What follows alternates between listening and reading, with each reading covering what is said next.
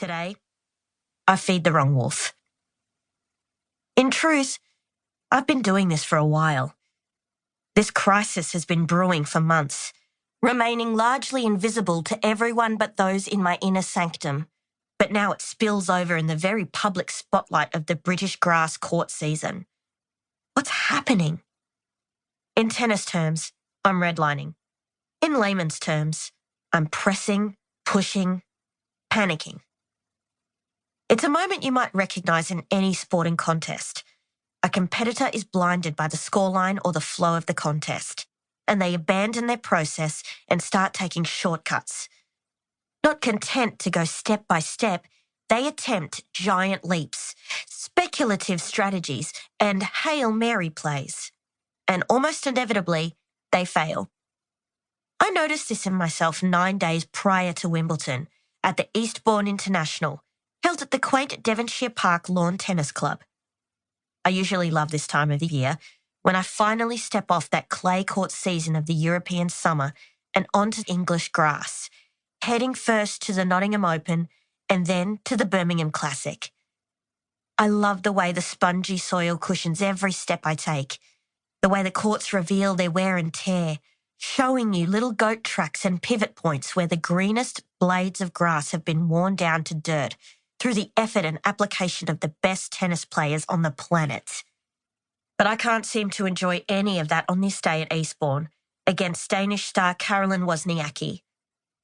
Caro is the number 2 player in the world, yet it's not her power or shot-making ability that worries me so much as her biggest weapon. She just doesn't miss.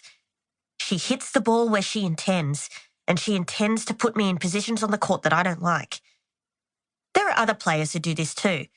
Simona Halep and Agnieszka Radwanska come to mind.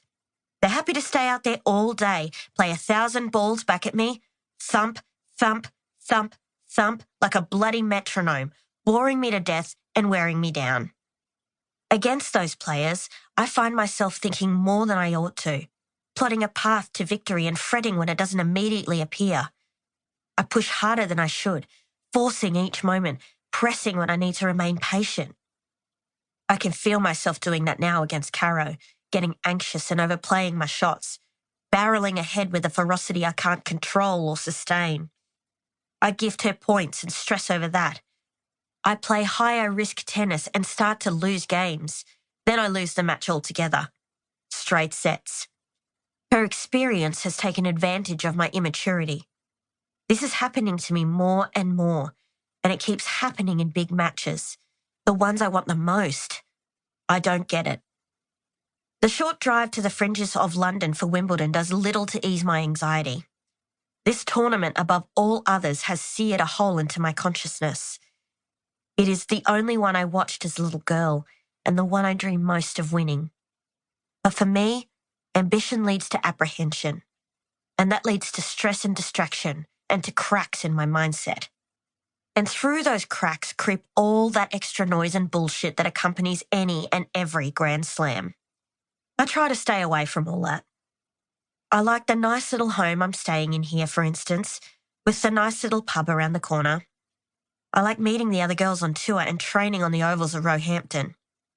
I like the fact that my coach, Craig Tyser, has forgotten to bring white shorts with him and has to make a run to TK Maxx and Sports Direct, and all he can find are these big, baggy, white soccer shorts. Tyes doesn't like it, but he has to pull them up, fold them over, and tighten the drawstring because he won't be allowed on the courts of Wimbledon otherwise.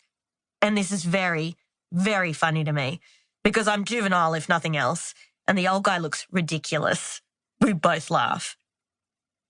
We walk through the gates of the All England Club earlier than most and find it eerie and still.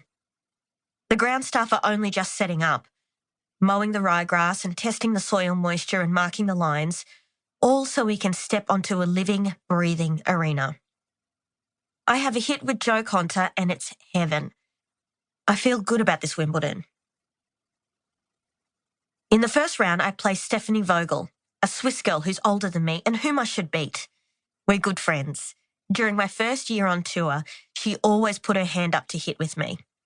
We know each other well. She couldn't get near me in Nottingham only a few weeks earlier, yet she troubles me in this match. Why?